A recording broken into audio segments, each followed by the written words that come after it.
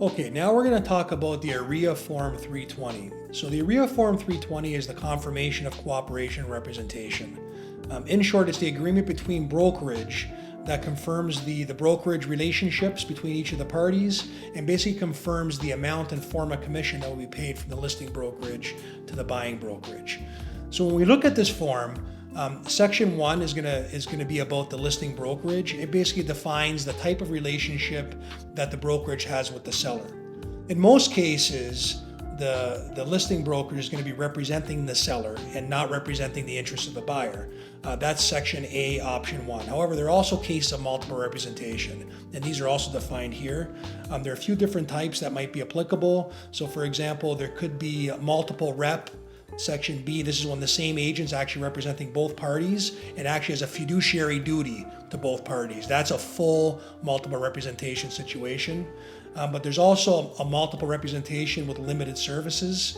This is a case of where the brokerage is representing the seller and offering limited services to the buyer. So maybe they're just preparing the paperwork only, but not offering guidance and things like that to the buyer as in a client relationship.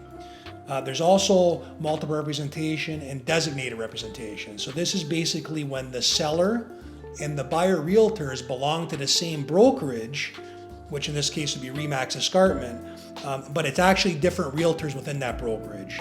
So there's not information and whatnot that's being shared. So it's a multiple representation situation, but it's with designated representatives, different designated representatives within those brokerages. When we move into Section 2 now of that form, this basically just defines it's a property sold by brokerage. So it's basically cases where a represented buyer is purchasing a home that's actually not listed with a brokerage. Okay, now this is a fringe case. It doesn't come up often, so we're not going to discuss it here. It's very rare that you're going to come across that. Section 3 deals with how commissions will be paid.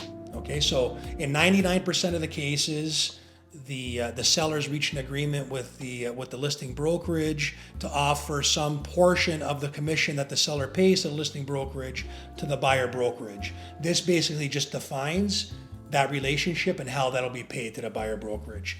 What's important to note here is the buyer in 99% of the cases doesn't pay any commission, right? That can be a little bit misleading.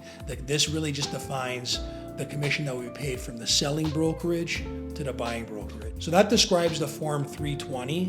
It's pretty self-explanatory, but I've actually attached a blank version of it to this email. Read it over. If you have any questions, feel free. Please do reach out and we'll discuss it further.